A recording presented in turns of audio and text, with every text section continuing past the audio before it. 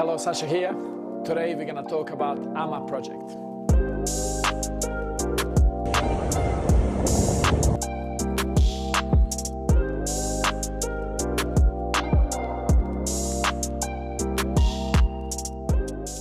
Collaborating with Luis Paulo over the last 2 years on AMA project has been absolute blast. For me, what is magical and really special about the AMA project is the terroir within Brazil. We all look at the Brazil coffee, the way it's grown, is flat lands like a soccer fields, possibly in relatively low altitude, 600, 700, 800, 900 meters altitude, and these machines are machine picked in order to obviously save the production and make it accessible. One of the reasons why I decided to work with Luis Paulo back in 2011 is not only because of his amazing attitude, but also the altitude of Kama coffee. So coffee there is grown at 1,000 meters, 1,100 meters, and there are some lots at 1,200 meters where AMA Geisha project is.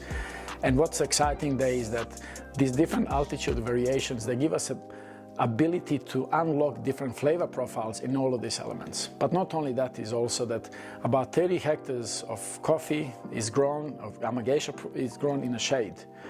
We have a very similar shade like in Africa and Ethiopia. And that allows us another different playing field as well. And looking at this farm, we have some areas where we have a lot of morning sun, some areas where we have a lot of afternoon sun.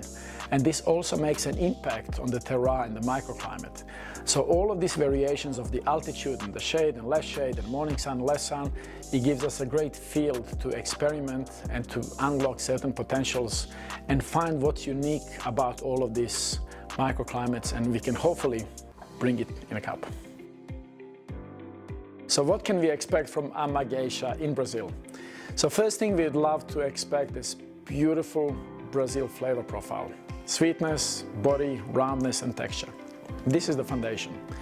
Now being a geisha varietal, we'd love and we wanted to bring out these beautiful floral notes, also these fruity characters and more refined flavor profile. Very fruit-forward cup of coffee. Now the way we wanted to think about these coffees as well is that just like with some of the wash geishas that we have in certain countries, we'd love to bring these jasmine notes and white florals. But with some of the different processes, possibly pink notes, red notes, yellow notes, etc. We know that geisha varietals are very diverse in a flavor profile. And when we think geisha, we're thinking flavor first and then we're thinking body second. But what we can also ideally look for in Brazil geisha is Brazil geisha. We did not want to try to mimic geisha that comes from Colombia or Honduras or Panama. It's impossible and we should not be going there. We really wanted to celebrate next level of Brazilian coffees by celebrating Brazil terroir and what Brazil is famous for. And this is something that we always wanted to make sure that no matter what we do with the processing, how coffees are planted, how we dry the coffee, we want to make sure we have that foundation.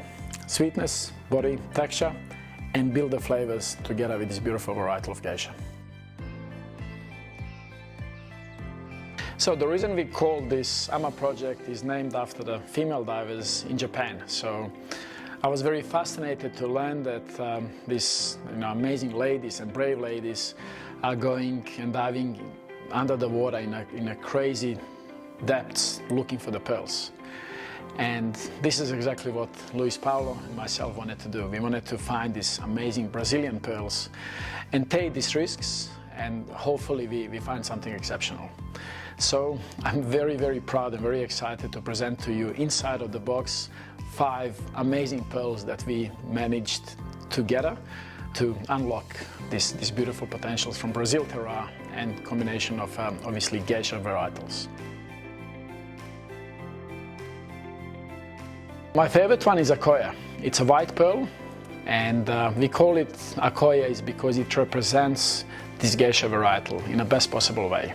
Jasmine, light citrus notes, mandarin, peach, nectarine. And the way we achieve this profile is by doing carbonic maceration process in the whole cherry for 3 days inside of the tank. We flush the tanks every single day at a relatively low temperature in order to get more sweetness. And then we pulp the coffee, dry fermented it and dried slowly under the UV rays in the parchment, making sure that parchment stays nice and intact, so it doesn't break, so we can accentuate that sweetness and these beautiful florals. I'm very excited that we managed to unlock this jasmine notes out of this coffee, and that has been one of our goals, and really hard work from absolutely everyone to get this flavor profile for you. So I hope you enjoy it. Second pearl is blush. So this one represents these lovely pink colors. We're turning these jasmine notes like we had in Accoya into more rose florals, hibiscus, light raspberry notes, and all these nice red light characters that we can get in the coffees. Beautiful honey textures, and the way we achieve that profile is very similar to Accoya. We've actually fermented the coffee in a whole cherry for 2 to 3 days, again very low temperatures. And then what we've done is we've actually taken the whole cherry and dried it on a patio. Now this was a very important stage because many people think that the processing and fermentation, it all makes sense what's in a tank, but drying these coffees very slowly, we spread them really thin to make sure they're not fermenting anymore, and then we slowly taken the coffees from a higher amount of beds to lower beds to slow down the drying process in order to allow these light pink florals and the light red notes to shine through. Elysia Pearl is the third coffee we're going to be featuring, and this pearl is a yellow pearl. This one actually represents, in my opinion, the closest and the best possible way Brazilian terroir with the flavor, textures and the sweetness. Now, one of the main reasons I came back to and I started working with Luis Paulos in 2011 are these beautiful yellow flavors that I fell in love with yellow bourbons. These nice nectarine notes and apricots and peaches. We tried to highlight this amazing terroir, but of course together with the geisha profile to elevate the profile even more. So this coffee is all about Yellowstone fruits. Our next pearl, we call it Ruby. Qualities of cherries, strawberries, raspberry notes, a lot of beautiful red colors, a bit of hibiscus, it's all red, with some of the Yellowstone fruits as well. Now to achieve this profile has not been easy, because normally when we ferment coffee longer, we tend to get these bigger, deeper fruits, but we lose the clarity of the coffee, we lose the refinement of the varietal, and we also lose the terroir. So we wanted to push this fermentation as long as we possibly could. So we processed it in a whole cherry in order to get these beautiful red fruits as a carbonic maceration process. But we closed the tank and we flushed the coffee with the different gases this time. We found that nitrogen gas allows the clarity of the coffee, and it also slows down the fermentation process, meaning we can ferment the coffee for longer but maintaining the integrity of what coffee is. Now, another secret or the special recipe we've done here is that after we finish fermenting, we place the coffees on a patio under the sun, making sure that it sits on a concrete patios for several days in order to completely stop the fermentation, because when we dry coffee a little bit faster, fermentation will stop. After 2 days, we've collected the coffee, we put them on raised beds, continue drying very slowly to develop these beautiful red fruits and the sweetness of the coffee.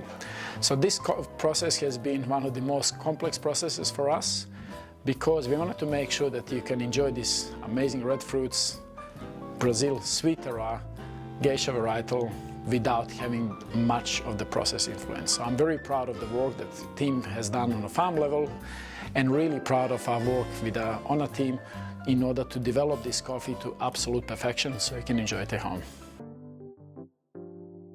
Last but not least, Lilac Pearl. Now this pearl represents this amazing muscatel grapes, really sweet coffee, these beautiful blueberries, boysenberries, mulberries, a lot of different berry notes with. Underneath you'll also be able to taste, especially when coffee cools down, this lovely mangoes and pineapple notes. Now this pearl has been the crowd favorite. Many coffee professionals in the Carmo estate, with us in the Project Origin and Honor Coffee, they've rated this coffee high. So this is my second most favorite coffee. But this coffee is actually what made so many people excited and gave us the confidence that we can get, hey, wow, we can actually develop some amazing new flavors out of the coffee that we have not ever tasted from Brazil before. Now the magic question is, how did we process this coffee? So this coffee fermentation style is two different fermentation styles. So we've done whole cherry carbonic maceration with one batch and also whole cherry carbonic maceration with another batch. We processed them with the two different gases completely separately, and then we blended the coffees together and we dried them together as well.